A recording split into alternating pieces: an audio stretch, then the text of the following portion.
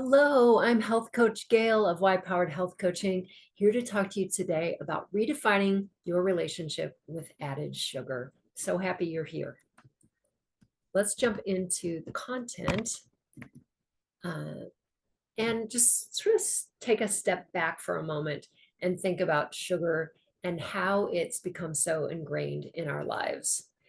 From the time we are toddlers celebrating our first birthday with our own personal smash cake, to the time of the year that everybody seems to love, Valentine's Day. Then there's Halloween candy. There's cookies at Christmas time. And of course, a major transition in life. We all celebrate around a wedding cake, if that's the direction our lives are going. So all what happens here is we start to really strongly associate the sweet stuff with celebrations and feeling good. And so that just gets ingrained and ingrained over our lifetimes. So I want to talk to you about unwinding this a little bit and understanding how we can disassociate and redefine our relationship with sugar and why to do it.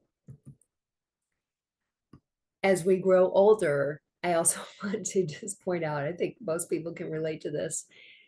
So often when we're in a stressed state, we will turn to the sweet stuff, whether it's dessert or something similar, to calm ourselves, to comfort ourselves. And that is such a common state to be in. And we can giggle about it, but it's just something to notice about what your patterns might be regarding your relationship with sugar.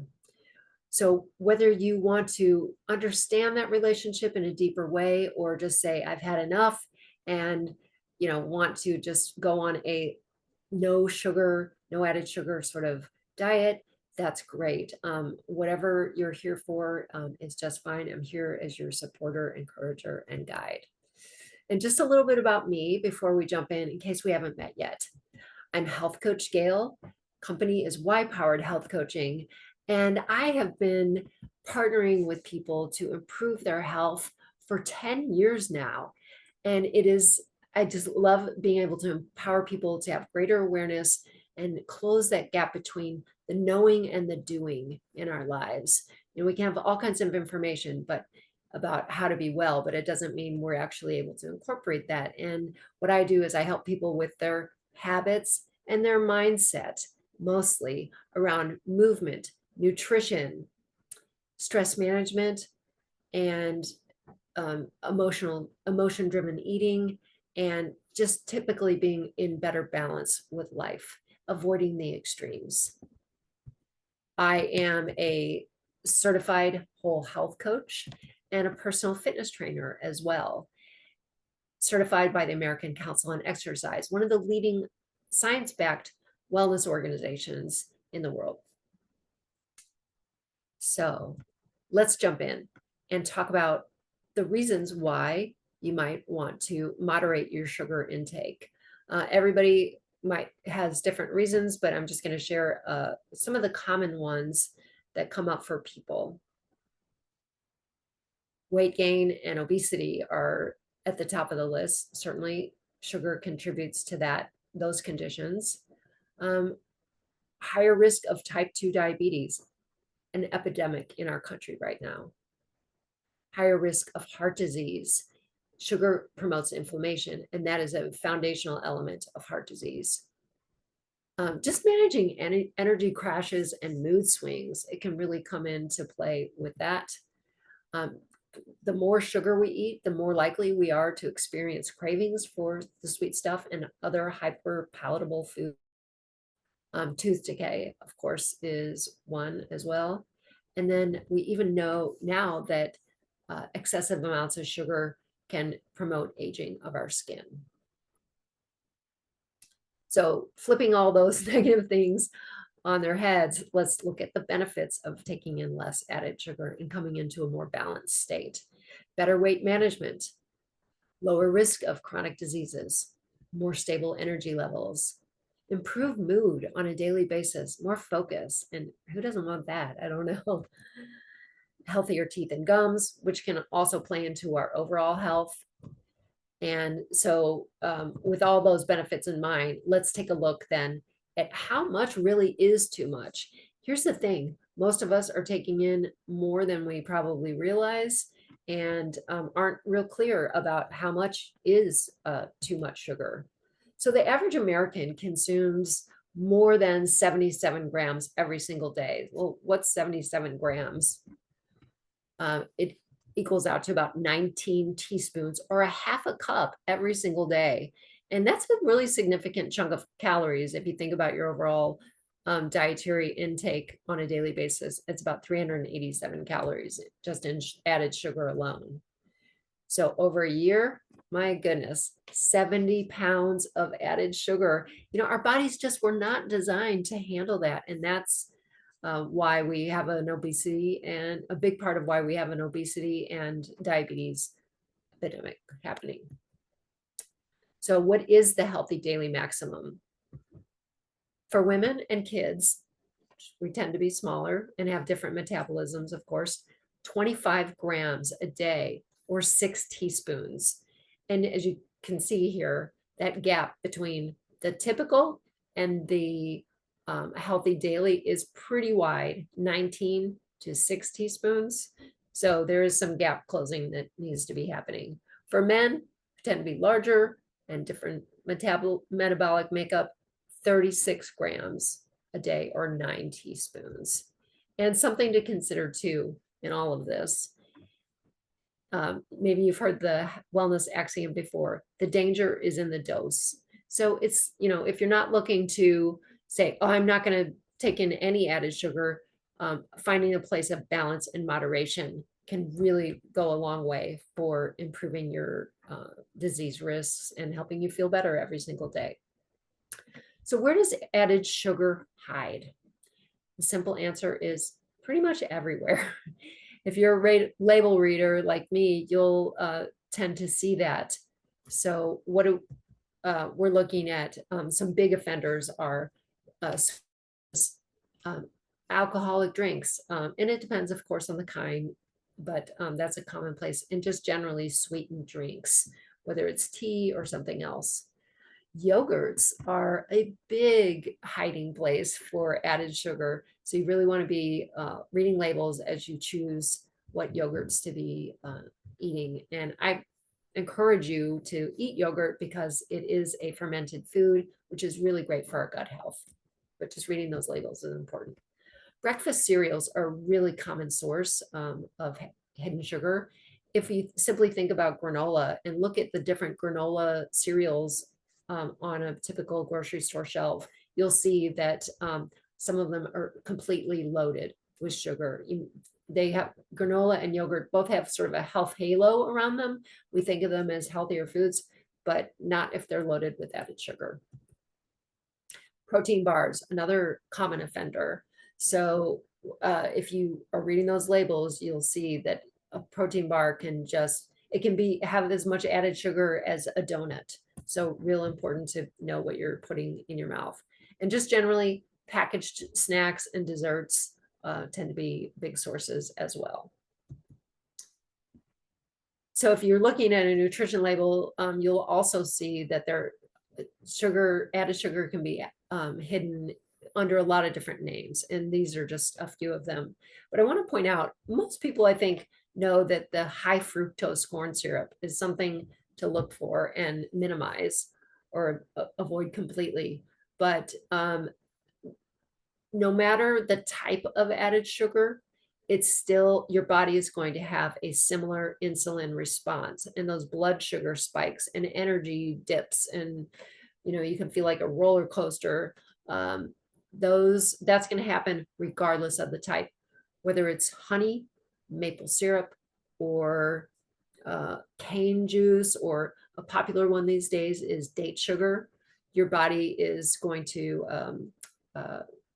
sorry, that's not true. The sugar from dates is natural. We're talking about these added sugars.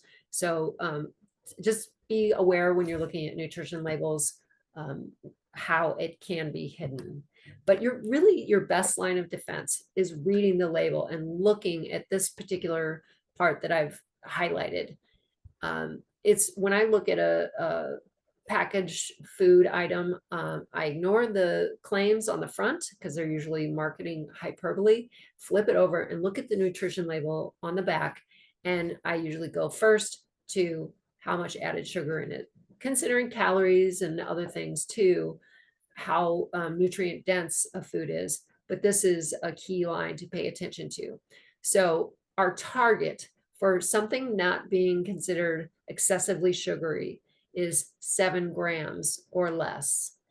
If something you're considering buying is more than that, see if you can find a better option that's less sugar filled. So it's the added sugar that is harmful to our health. And that's an important thing to know. So you can see on this nutrition label, it says total sugars 12, includes 10 added sugars. Thankfully, we have that called out for us so we can understand. In this case, there's 2 grams that are probably coming from, depending on what it is, either naturally occurring dairy sugar that's in a dairy product, or maybe there's some raisins or dates or something in this product, but 10 grams of added sugar here. But you might notice the asterisk here where it says target less than 7 grams per serving. And that's an important thing to consider. So let's say we're trying to find a healthier version of ice cream. Pay attention to how much sugar, but especially what is considered a serving size. There's no standard for this. It's set by the food manufacturer, and it can be whatever you want. Another good example, granola, whether it's the ice cream or granola, a lot of times they really shrink down the serving size to make it look healthier. And what you have to ask yourself is, what is a realistic amount that I am going to eat? So I don't know about you, but I think most people don't eat a third of a cup of ice cream. And even granola, that's such a small amount, it's almost like you'd be sprinkling it on your yogurt, for example. So if you say, okay, that's not a realistic serving size, then let's say you would normally eat double, then you need to add double that added sugar amount and consider that. So hopefully that's a helpful guideline for you. Let's go on. I want to just share that, again, it's the added sugar from all these other sources that is unhealthy for us. But fortunately, we can still satisfy that sweet tooth with naturally occurring sugar from fruit, whether we're baking something or choosing a snack. Applesauce, unsweetened applesauce, is a great substitute in many recipes. Bananas as well, love them. And I'll tell you, they're so good for you. Yes, they're a little bit higher in sugar, so sweeter depending on their ripeness. But a banana a day has been shown in major studies to reduce our cardiovascular disease risk by 14%. So that's really astounding. And then last but not least, dates. They are also high in sugar, but sweet natural sugar. So you can add those to a lot of different recipes and have that natural sweetness without the added sugar. I want to mention here just one special person who is a Y-powered health coaching client. Her name's Jean, and she's proud to share her before photos because she's completely transformed her health. When we met, she was every day buffering or quelling her emotions with chocolate. And she had a really hard time getting out of that loop and choosing healthier. And I want to show you a picture of her along with a few others now, a few other Y-powered client friends, but Jean here in the teal colored shirt, down 110 pounds. She did that through our partnership by changing her mindset, changing her habits, and choosing more healthy options every single day. She didn't diet anything extreme. No gimmicks, no prepackaged meals, no injections, nothing like that. It was all through the positive accountability and support, and certainly reducing her sugar intake as well. Now she says she craves vegetables. So big transformation.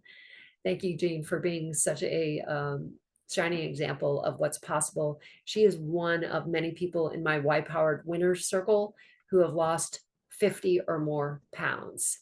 So, and she's kept it off for more than 2 years now. So, all right. Next up, you might be asking about artificial sweeteners.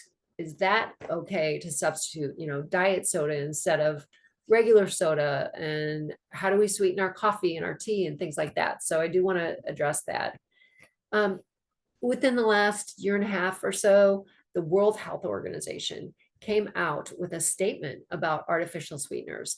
I was a little bit surprised because it was pretty hard line. They said no artificial sweeteners are positive for our health, and they recommend people not rely on them for weight loss, and they just said they're all unhealthy. Okay, so what do we do to sweeten things? So here's my approach, which is a little bit less hard line.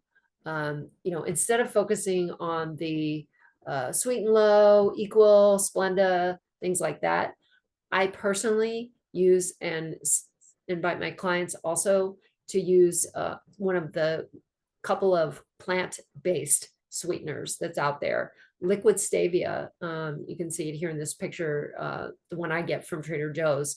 I love it because just a couple of drops in my tea in the morning, get a little bit goes a long way, and it's not chemical based. It comes from a plant. So I feel much safer using it than other chemically based sweeteners. And again, everything in moderation, danger in the dose. So all of this, if we can just pause, step back and reflect, the decisions about making more mindful, healthy choices really are based in self-love. When we can up-level our self-care to include our own well-being, take our wellness off the back burner, move it to the front on a regular basis, that is a form of self-care and self-love. So I invite you all to frame things in that way, not in deprivation or shoulding, because that's diet mentality. I am anti-diet, and I just help you think about your wellness in a different, more positive way. Because beating up on ourselves or shooting on ourselves rarely leads to anything positive. So what I want to offer you, a practical tool that I have in my toolbox, is a recipe collection. It's an ebook, and it's a collection of about 8 or 10 recipes that I have tested and culled from different sources. Some are my own. And the ebook is called Sweet Tooth Satisfaction. I'll tell you, I have a sweet tooth. And, I think like many people, but, making those healthier choices through when you want something sweet, making it yourself can really shift things in a positive direction. So these recipes are whole food focused, and you can enjoy the sweets without added guilt or sugar overload.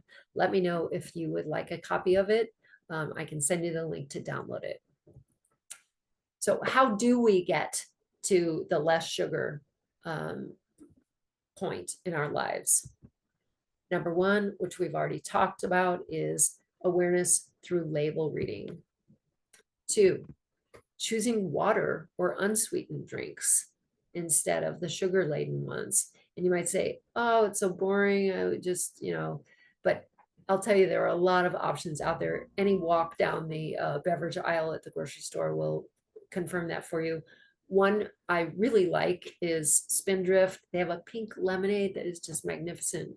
It's got the bubbles, some flavor, no added sweeteners, and it's not filled with chemicals. That's just one I like, but there are many out there, but I would encourage you to choose things in cans instead of plastic. Limiting processed foods is a very big one, because that added sugar can be just laden in the processed food market. So veering towards the fresh or frozen, but the less processed, the better. Those long ingredient lists that can be problematic. Number 4, swapping the sugary snacks for fruit, seeing if you can reorient your taste buds. And it may be more challenging at first when you start to do it, but the more you do, the more reinforced that behavior and mindful choice will, it'll just become more and more ingrained in you. And point number 5, gradually reducing sugar, whether it's in your coffee or tea or recipe. I know every time I bake, if a recipe calls for sugar, I will try substituting some of the natural things like bananas, dates, or applesauce, or at least, if it calls for a half a cup, for example, of say maple syrup, I'll try putting in, a third and seeing if it's can be satisfying. Adding spices, like cinnamon to add flavor from the sugar you might be taking away, are good opportunities as well.